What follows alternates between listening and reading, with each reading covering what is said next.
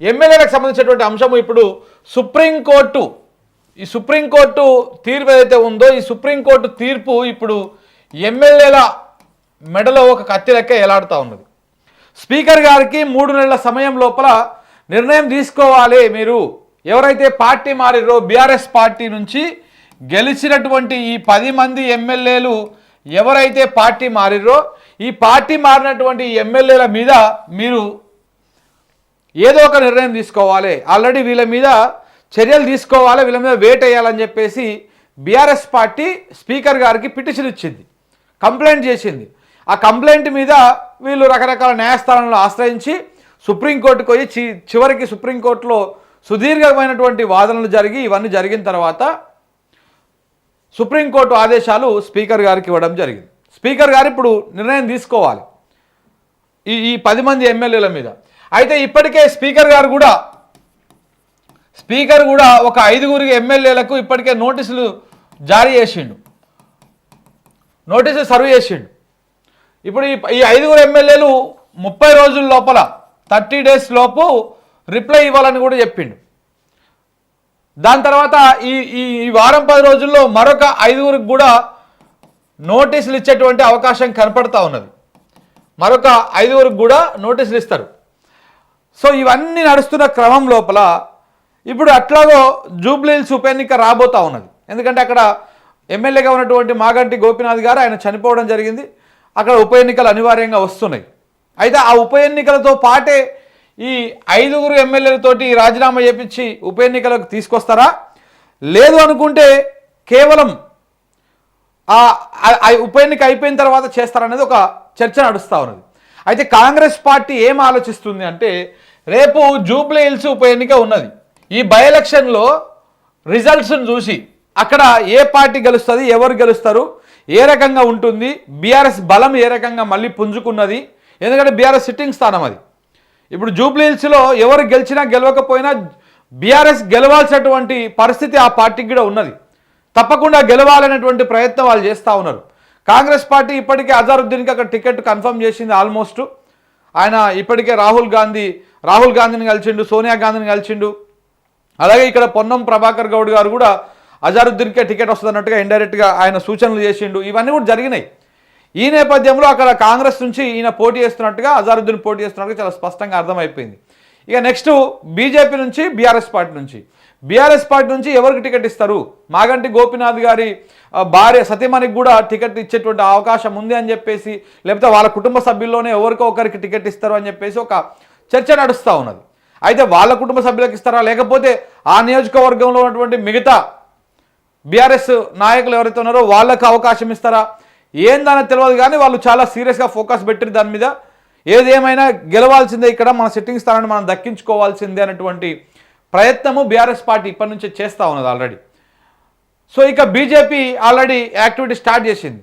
మొన్న ఆల్రెడీ మనం చూసినాం ఈ మాగంటి గోపీనాథ్ మరణం తర్వాత కొంత అక్కడ రాజకీయంగా మళ్ళీ ఉప ఎన్నికలు వస్తున్నాయి అనేటువంటి సినిమా స్టార్ట్ అయినటువంటి నేపథ్యంలోనే కాంగ్రెస్ గవర్నమెంటు బంజారాహిల్స్లో ఉన్నటువంటి ఆ ఏరియాలో ఉన్నటువంటి ఒక గుడిని ధ్వంసం చేస్తుంది. కాంగ్రెస్ పార్టీ అధికారులు అక్కడ పోయి దాన్ని ధ్వంసం చేస్తారు. దాని మీద బీజేపీ వాళ్ళు ఒక ఎజెండా తీసుకుంటారు, దానికోసం ఒక పెద్ద కార్యక్రమాలు చేస్తారు. అక్కడ ఆల్రెడీ బీజేపీ కొంత యాక్టివ్ అయిపోయింది. ఇలాంటి కార్యక్రమాలు చేస్తూనే ఉన్నారు. ఎన్నికల కోసం మాత్రం ఇవన్నీ జరుగుతున్నట్టుగా ఆరోపణలు కూడా వస్తూ ఉన్నాయి. ఇవన్నీ నేపథ్యంలో ఇక్కడ బీజేపీ కూడా అక్కడ యాక్టివ్ ఉన్నారు. బీజేపీ నుంచి ఎవరు పోటీ చేస్తారు? మాధవీలత చాలా సీరియస్గా ఉన్నది. మాధవీలత కానీ ఇంకా కొంతమంది కానీ అక్కడ పోటీ చేసేందుకు రెడీగానే ఉన్నారు. మరి ఎవరికి ఇస్తుంది? బీజేపీ ప్రభావం ఎలా ఉంటుంది ఆడ గతంలో ఎప్పుడైనా కానీ బీజేపీ పోటీ చేసినప్పటికీ ఆడ బీఆర్ఎస్ వర్సెస్ కాంగ్రెసే ఉన్నది. ఎంఐఎం ఉంటే ఎంఐఎం కూడా టఫ్ ఫైటే ఇచ్చింది. కానీ ఎందుకంటే అక్కడ ముస్లిం ఓట్లు ఉన్నాయి, బీఆర్ఎస్ బెల్ట్ అది. సో ఇప్పుడు కాంగ్రెస్ మరి ఏ రకంగా ఉంటుంది అనేది చూస్తున్నారు. అయితే ఈ జూబ్లీహిల్స్ ఉప ఎన్నిక ఫలితాలను చూసి ఇవి తీసుకొద్దామా అనేటువంటి ప్రయత్నంలో కూడా కాంగ్రెస్ పార్టీ ఉన్నట్టుగా తెలుస్తూ ఉన్నది. ఎందుకంటే ఇప్పటికే రెడీ అవుతూ ఉన్నారు కూడా. ఎవరు?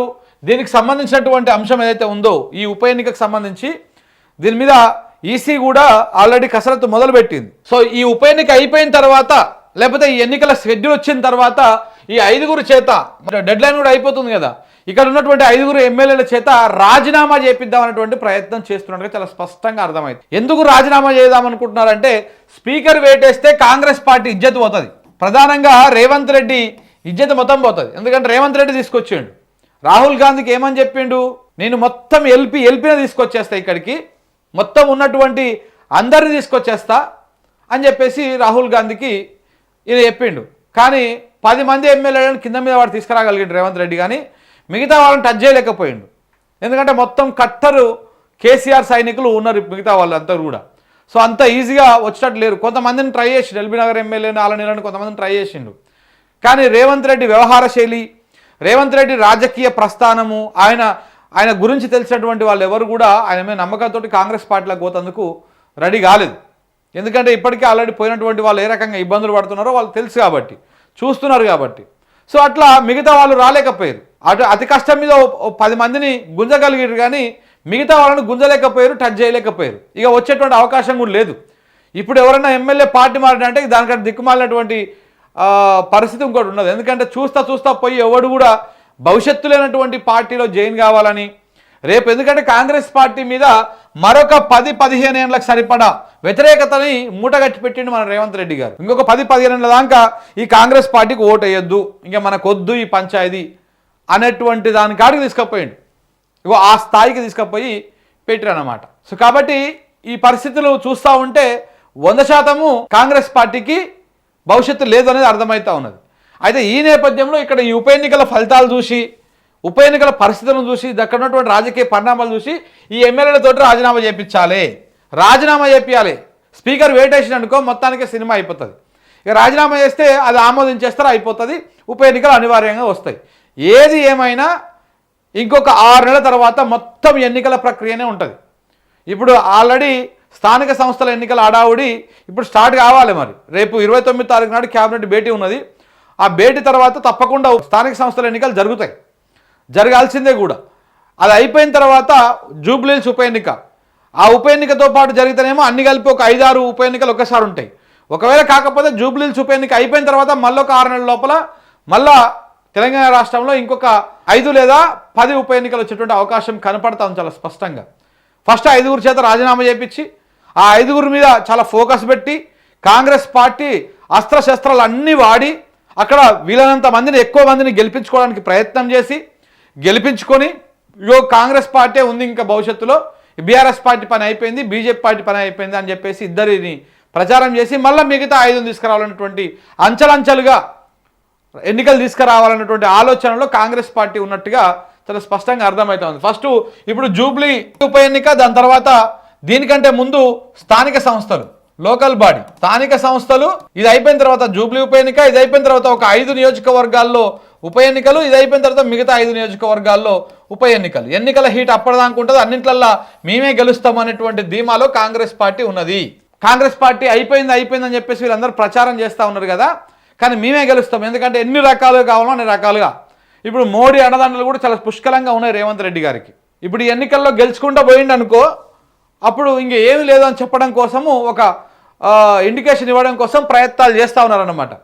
సో కనుక ఇప్పుడు ఇందులో కనుక ఈ 11 నియోజకవర్గాల్లో కనుక కాంగ్రెస్ పార్టీ 5 నుంచి 7 గెలిచింది అంటే ఇక దానికి అంటే వ్యతిరేకత లేదు అని చెప్పేసి చెప్పడం కోసం ఈ ప్రయత్నాలు చేస్తూ ఉన్నారు. కానీ పరిస్థితులు అలా లేవు. ఇప్పుడు స్టేషన్ గన్పూరే తీసుకుందాం ఎగ్జాంపుల్. స్టేషన్ గన్పూర్ తీసుకుంటే అక్కడ మళ్ళా కడియం శ్రీహరి గెలిచేటువంటి అవకాశం ఉందా?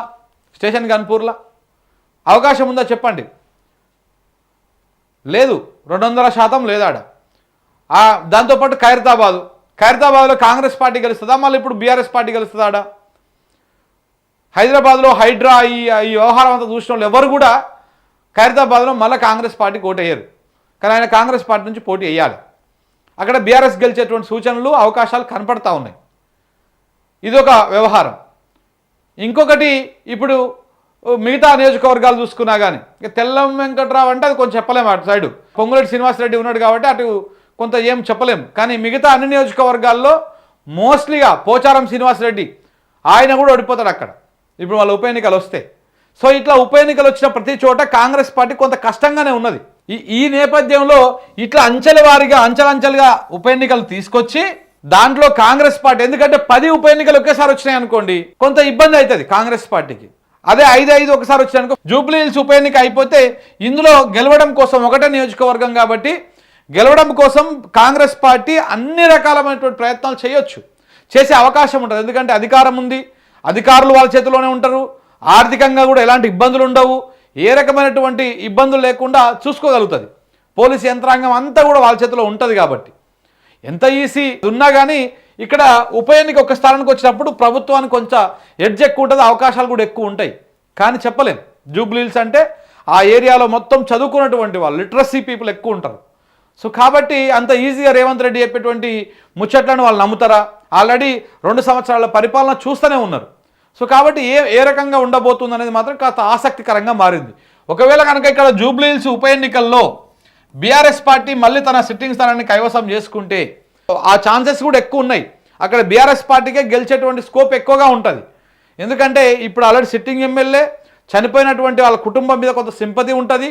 ఆ ప్రజలకు అక్కడ ఉన్నటువంటి వాళ్ళకి వాళ్ళ కుటుంబం నుంచి పోటీ చేస్తుంటే గెలిచేటువంటి అవకాశం కొంత ఎక్కువగా ఉంటుంది. ఒకవేళ బీఆర్ఎస్ పార్టీ కనుక గెలిస్తే ఈ మిగతా ఉప ఎన్నికలు తేవడానికి కొంత అటు ఇటుగా ఆచితూచి వ్యవహరించేటువంటి అవకాశం ఉంటుంది. అయితే మొత్తం ఒకసారి తెస్తారు, లేదనుకుంటే విడుదల వాగా తెచ్చేటువంటి అవకాశం కనపడతా ఉంది.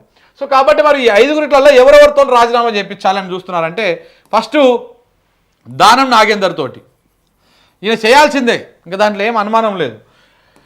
రెండవది కడియం తోటి, మూడవది తెల్లం వెంకట్రావు తోటి, నాలుగవది పోచారం శ్రీనివాసరెడ్డి తోటి, ఐదవది షేర్లింగంపల్లి అంటా ఉన్నారు. మరి బట్ చూడాలి ఇదేనా, మరి షేర్లింగంపల్లి అంటా ఉన్నారు. ఇప్పుడు నిన్న పోయారు కదా కేటీఆర్ గారు, అక్కడ నుంచి అంటే ఇప్పుడు ఆయన అరకపూడిగా అంది ఉన్నాడు కదా, ఆయనతోని రాజీనామా చేపిద్దాం అన్నటువంటి ప్రయత్నంలో వీళ్ళు ఉన్నారన్నమాట. సో ఇప్పుడు ఈ రాజీనామా చేపించేసి 5 నియోజకవర్గాల్లో ఫస్ట్ ఉప ఎన్నికలు, ఫస్ట్ జూబ్లీ హిల్స్, దాని తర్వాత 5 నియోజకవర్గాలు, మిగతా 5 నియోజకవర్గాల తర్వాత ఈ లెక్క ప్రకారం ముందుకోవాలన్నటువంటి ప్రయత్నాలు చేస్తూ ఉన్నారు.